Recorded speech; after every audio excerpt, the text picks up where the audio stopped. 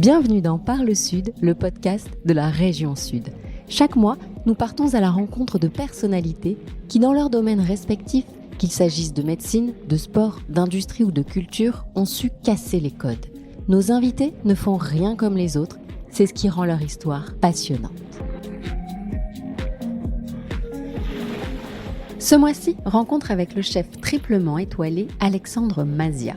Chef de l'année 2023, choisi pour offrir aux athlètes des JO 2024 le meilleur de la gastronomie française, il ne cesse de faire briller le Sud dans le monde entier. Le repas gastronomique français a été reconnu au patrimoine mondial de l'UNESCO et la région Sud y contribue largement. Dans cet épisode, enregistré dans son restaurant marseillais juste avant le service du soir, Alexandre Masia se livre avec l'humilité et la pudeur qui le caractérisent et nous confie quelques-uns des secrets de sa folle créativité. Passion, exigence, rigueur et transmission sont les maîtres mots de cet éternel insatiable. Bonne écoute.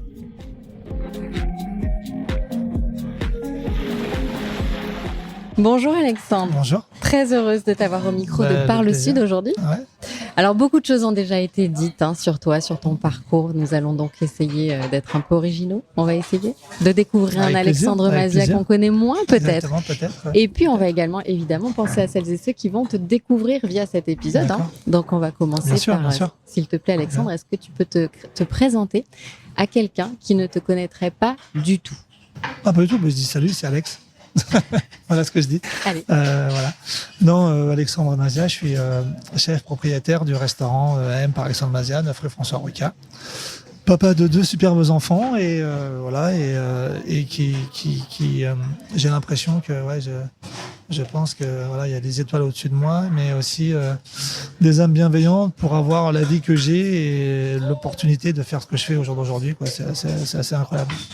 Tu parles d'étoiles, donc tu penses à la chance? Tu penses que tu as eu de la chance? Je pense pas à la chance. Mon grand-père disait la chance, c'est la rançon du travail, mais je pense que il y a les bonnes âmes qui sont là, qui veillent sur vous et puis qui font en sorte que qu'il y a des choses qui se passent mieux que certaines d'autres. Alors je sais pas pourquoi, mais mais en tout cas, moi je le sais, je le ressens et puis je me sens privilégié dans tout ce que j'engage, donc c'est super. Alors natif de Pointe-Noire au Congo, ça fait 10 ans cette année que tu as fait le choix de poser tes valises à Marseille. Ouais, c'est ça. Alors pourquoi le choix de cette ville? Plus de 10 ans, parce que moi 2009 j'ai posé mes valises à Marseille, mais le restaurant est ouvert depuis juin 2014, donc ça fera 10 ans le restaurant. 10 ans le restaurant, 2009 quand tu arrives toi. Pourquoi le choix de cette ville et surtout pourquoi l'envie d'y rester?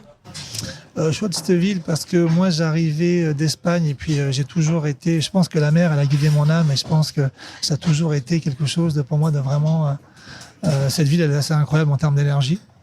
Je pense que moi je me suis accaparé des endroits vraiment des lieux pour moi qui sont vraiment importants.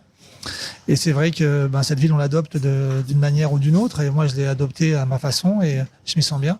Pourquoi je suis resté? Parce que j'ai rencontré ma femme, déjà. Et puis je m'y sens bien. Je pense que entre ici, les Goudes et Noailles, je pense que j'ai trouvé un équilibre. Et puis il y a le restaurant aussi, donc comme je passe beaucoup de temps au restaurant, c'est plutôt ça, c'est mon terrain de jeu en fait, mon atelier, et puis je dirais c'est un champ que je laboure chaque matin. T'es là à chaque service Ah oui, tout le temps, même plus que ça, heureusement, plus que ça, du matin, généralement 8h, 8h30, jusqu'à, si j'ai pas des rendez-vous comme cet après-midi comme j'ai eu là, mais généralement 8h, 8h30 jusqu'à minuit, 1h du matin. Ah oui. C'est 4 jours vraiment intenses. Nous on est ouvert du mercredi au samedi. On sait que c'est 4 jours vraiment intenses pour moi, mais j'ai besoin de ça. Les gens ont besoin de moi, les équipes ont besoin de moi, et puis moi c'est viscéral. Si je suis pas là, j'ai l'impression que je rate quelque chose, donc après je commence à avoir des tocs. Donc c'est pas bon. C'est vrai. Carrément. Ouais. Donc ça pour la vie de famille, c'est pas forcément évident, j'imagine. Non, mais c'est sûr, mais j'ai la chance d'avoir une femme compréhensive et qui sait ma passion débordante pour ce que j'entreprends, qui est plus qu'un métier d'ailleurs. Et le fait aussi j'ai des week-ends, j'ai des week-ends comme tout le monde, mais c'est vrai que les week-ends, il faut qu'ils soient vraiment salutaires pour l'esprit et pour la récupération, quoi. Ouais. Tu dis c'est plus qu'un métier, c'est quoi? C'est un sacerdoce? Non, je pense que c'est plus que... Non, je dirais que pour moi, c'est un moyen d'expression culinaire vraiment très important. Je pense que c'est un lieu où je me réalise, où je me sens bien.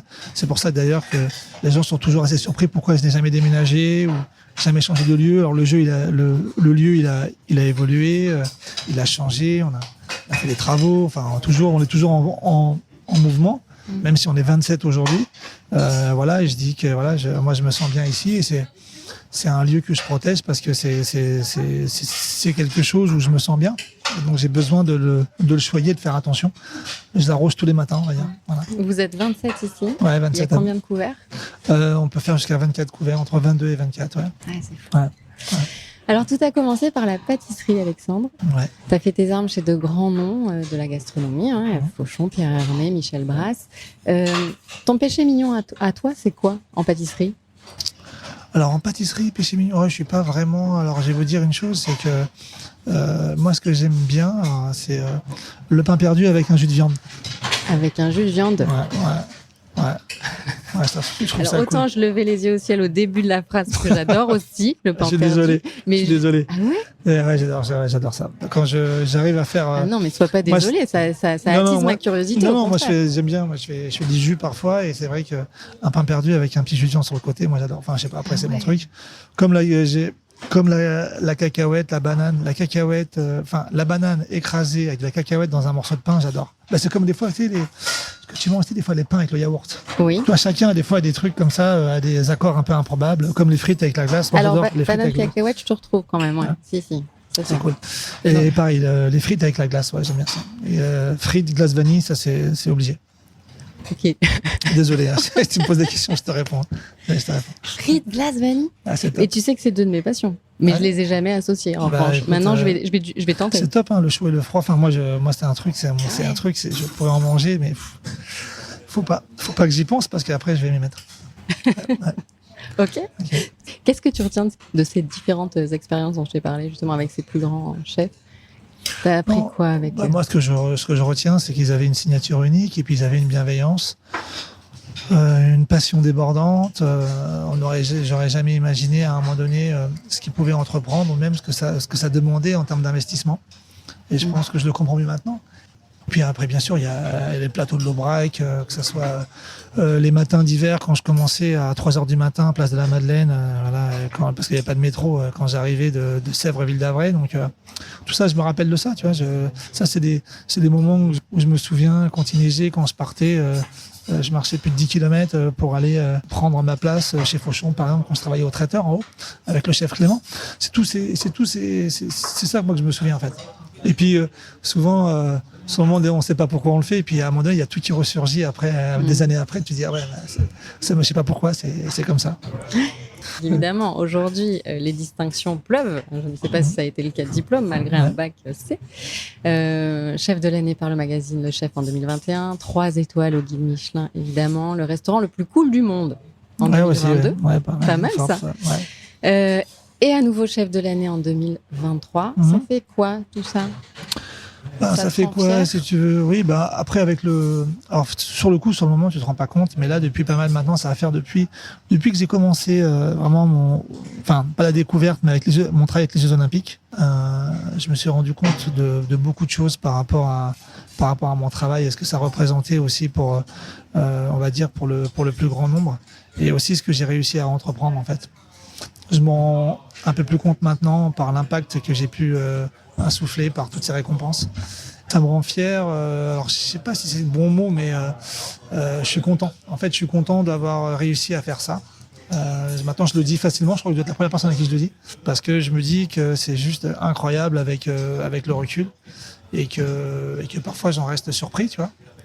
Mais comme je dis, c'est pas ça moi qui m'anime, c'est pas ça moi qui me nourrit. Moi, ce qui me nourrit, c'est les rencontres, c'est les échanges avec les gens, c'est ma curiosité maladive, c'est ça qui me nourrit et qui me nourrit mon âme. Donc je dirais c'est super, mais si on s'arrête qu'à ça, on s'emmerde. Et ça c'est un plus. Mais ce plus, il est important parce que voilà, pour les institutions, pour les travaux que j'entreprends, pour la M Academy, pour les choses que je veux faire, vraiment, ça donne une crédibilité et puis ça donne aussi voilà une résonance internationale. Et moi, je sais que maintenant, voilà, quand voilà, je suis allé à Madrid là, récemment. Ah oui, on va en parler. Ouais, à Madrid Fusion.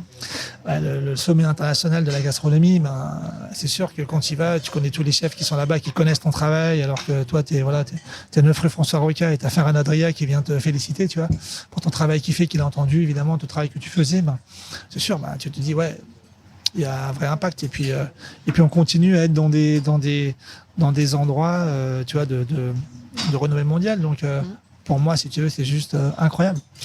Parce que justement, en préparant cet entretien, j'ai revu les images de l'annonce de ta 3e étoile, ta vive émotion, tes larmes, la reconnaissance de tes pairs qui étaient dans un écran. Il y avait ouais, je crois, COVID, ouais, bien sûr, avec Covid.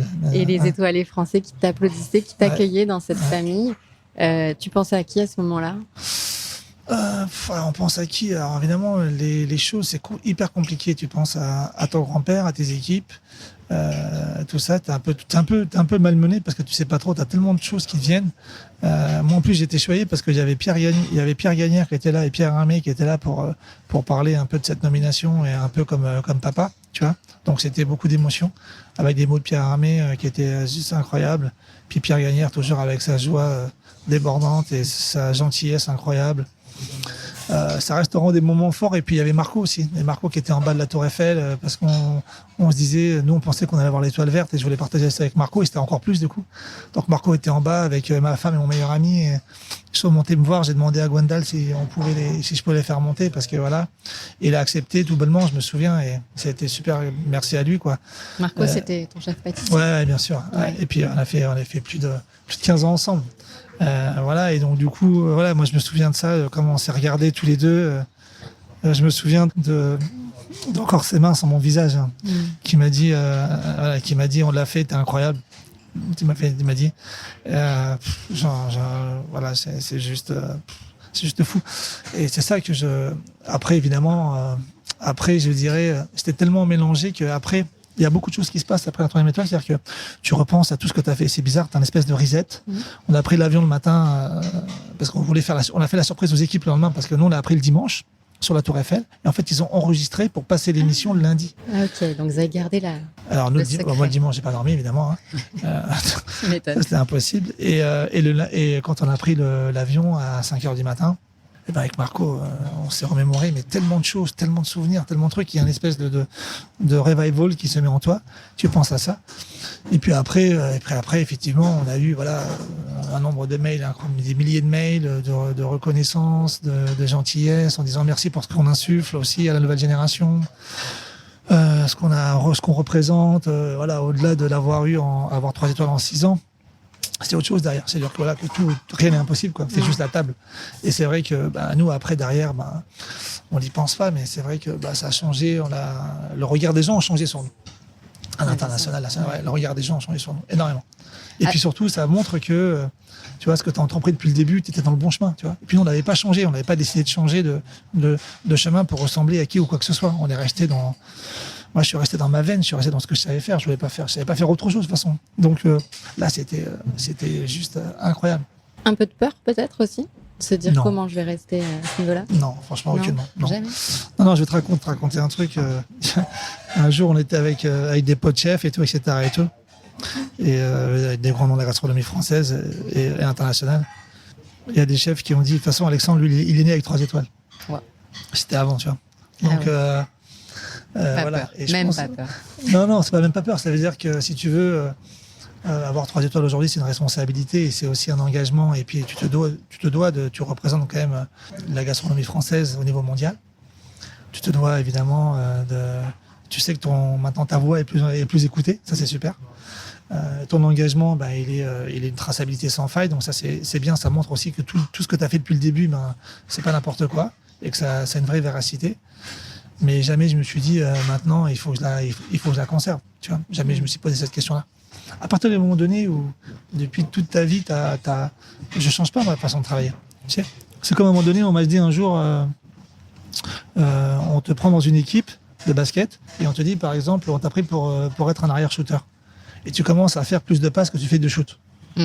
le coach il t'a pris pour ce que tu sais faire. Donc fais ce que tu sais faire. Commence pas à faire autre chose.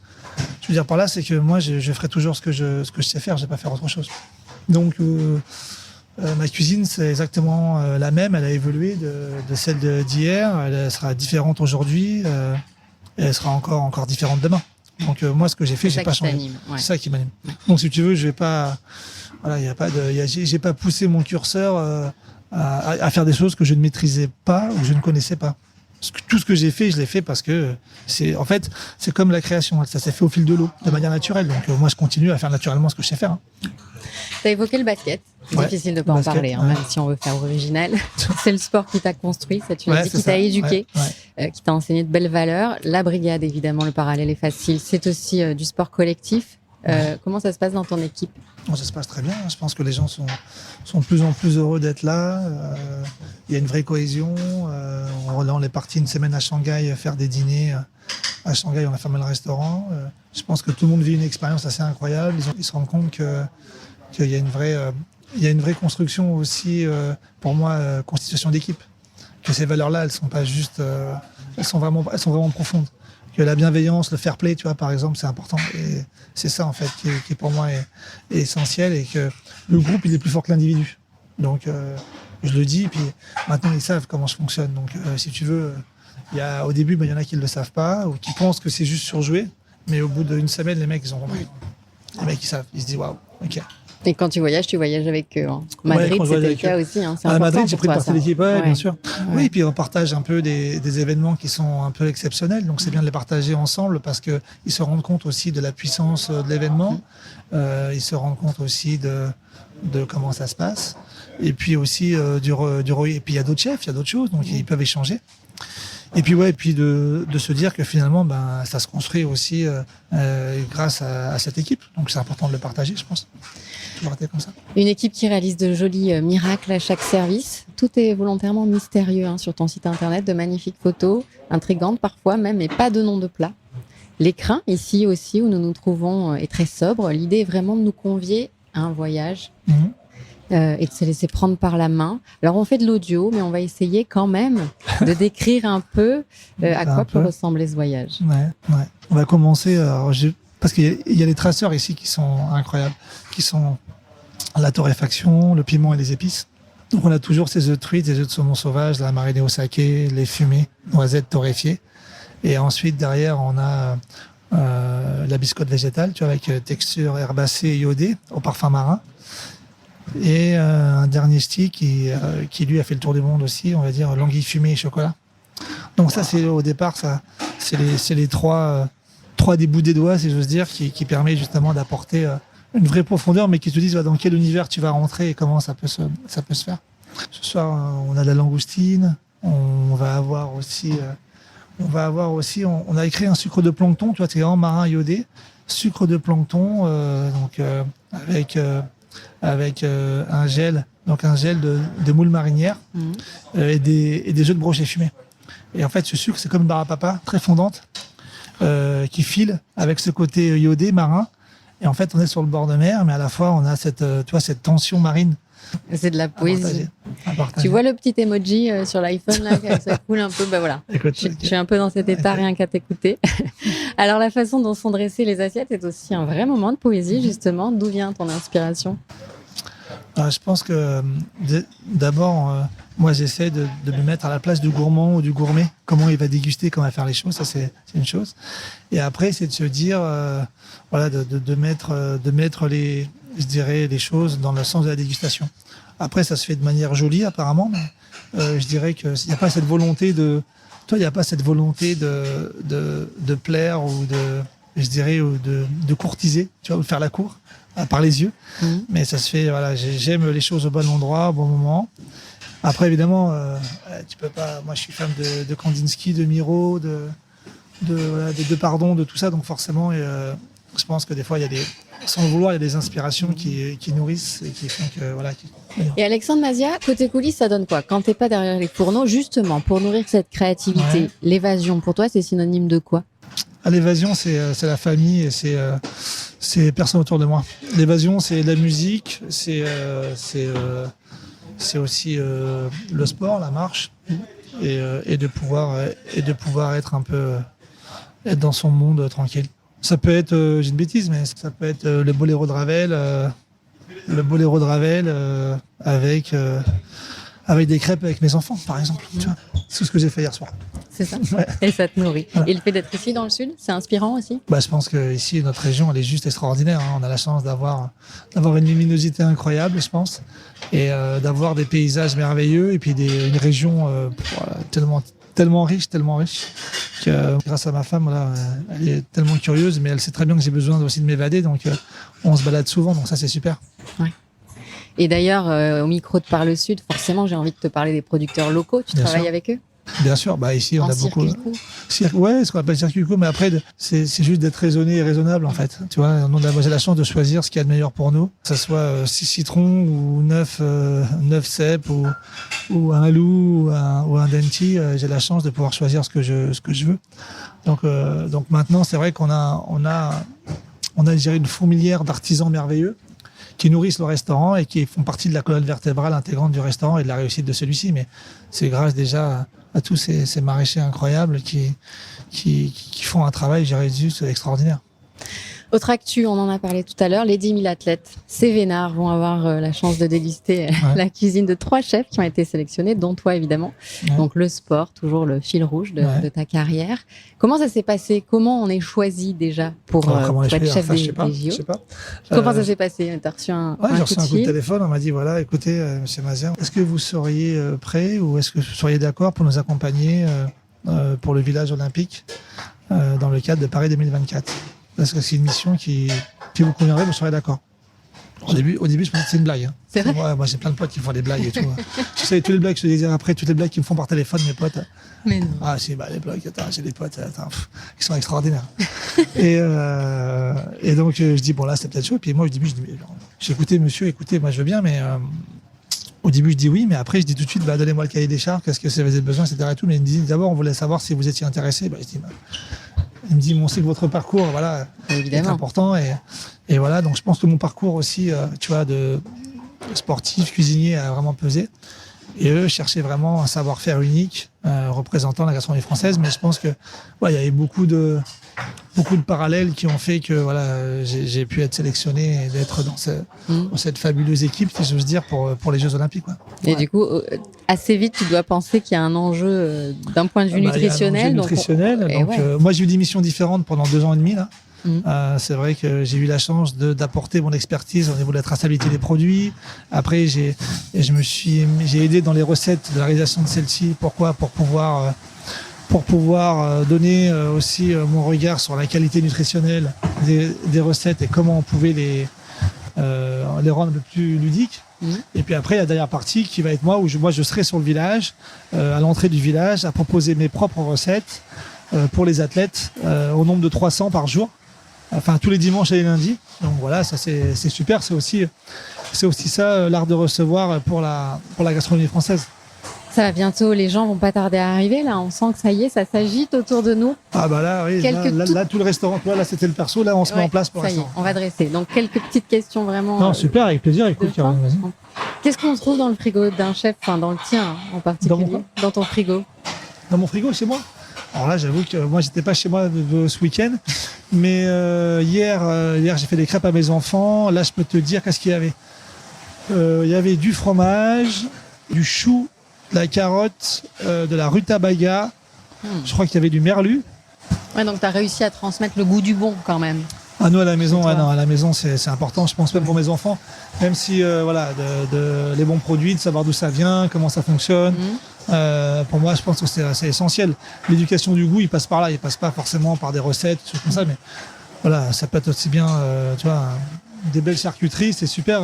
Parfois, on en a besoin et c'est léger. Et voilà, c'est important. C'est un bon pain, un bon beurre, un bon lait. C'est important, ça. C'est essentiel.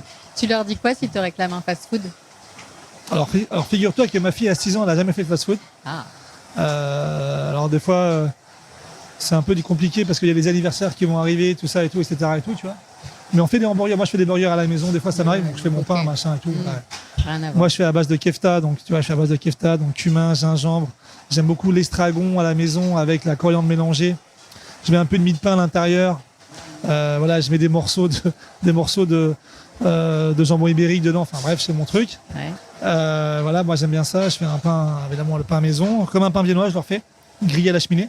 Voilà, tranquille. Ok, donc t'as plus Après, moi, jamais de ta vie envie d'aller au fast-food en fait. Non, et puis je mets du Beaufort dedans et tout, donc ma femme adore le Beaufort. Voilà, super. Voilà, et puis ma fille adore la cancoyote, donc je mets de la cancoyote, comme ça elle est contente. Bah, c'est ce que je fais. Merveille. Mais non, fast-food, non. Après, je pense que mon fils, des fois, ses potes, ils me disent, voilà, papa, on va manger un burger, un machin. Bah, il sait très bien ce que j'en pense. Donc lui, il va être raisonnable, il va dire machin.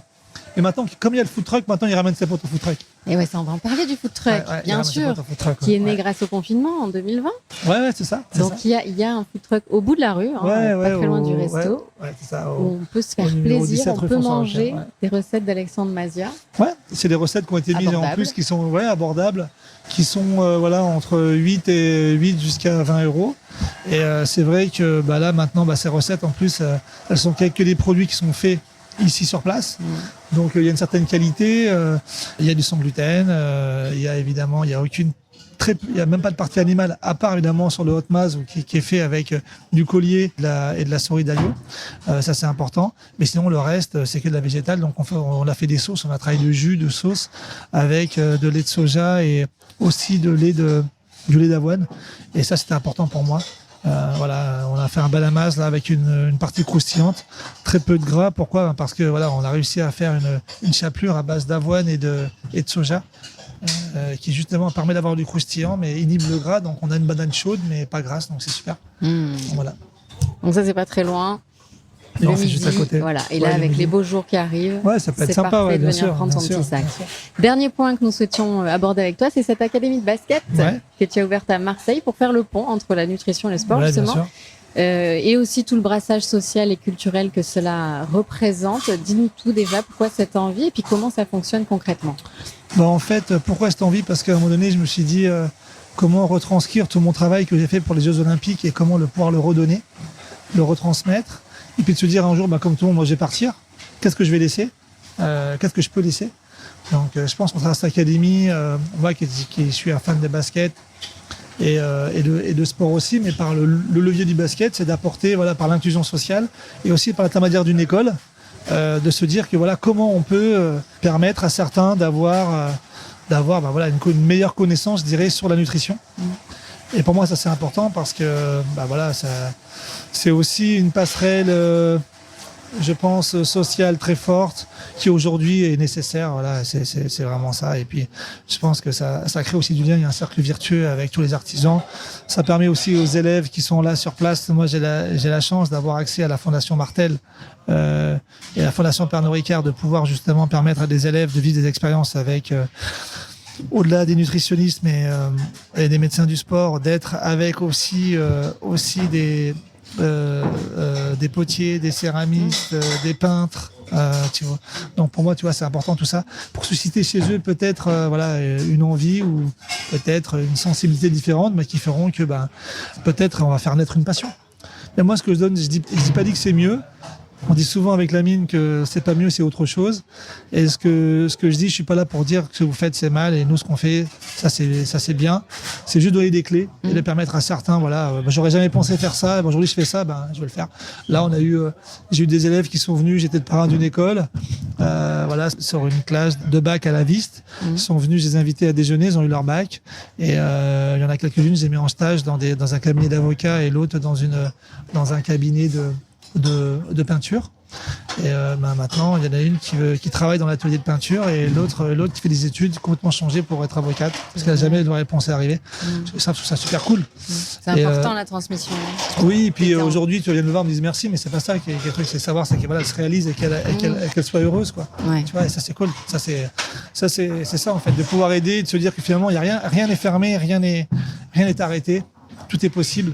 Du moment qu'on soit curieux et moi j'essaie juste d'apporter un soutien, une aide. Pour moi je trouve que c'est important. C'est important ça aussi. On a fait le tour. Ouais, Alexandre Mazia, triplement étoilé. À quoi tu rêves encore ? À quoi je rêve? Je rêve encore, tu sais, il y a beaucoup de rêves. Moi, ce que je rêve de voir, j'espère que je serai là quand ma fille va se marier. J'espère que je serai là quand mon fils va se marier. Je rêve aussi bien de voir comment vont se passer les Jeux Olympiques pour Paris 2024. J'espère que ça va bien se passer, parce que nous, on est à 150% et je veux que ça se passe bien. Moi, je rêve que d'une seule chose, c'est de continuer à garder le plaisir de faire plaisir. Et je pense que voilà, tant que je garderai cette flamme-là en moi, j'aurai pas de problème. Et puis sinon, je ferai autre chose. Mais je pense que pour l'instant, tout va bien. Merci beaucoup. Merci à toi, Caroline. Merci beaucoup. Merci de m'avoir consacré du temps. Je note juste que tu as prononcé 3 fois le mot âme dans cette interview. Ouais. Ça me touche beaucoup. Voilà, et je pense que ça dit beaucoup de toi. Ouais, merci beaucoup. C'est important, je pense. Ouais. Merci beaucoup. Merci à toi, Caroline. Merci beaucoup. C'est la fin de cet épisode de Parle Sud. Nous espérons que vous avez passé un bon moment et que vous serez fidèles à ce rendez-vous. Parlez-en autour de vous, abonnez-vous pour être les premiers informés de la diffusion des prochains épisodes et n'hésitez pas à nous encourager en laissant des avis et des étoiles sur vos applications de podcast préférées. À très vite.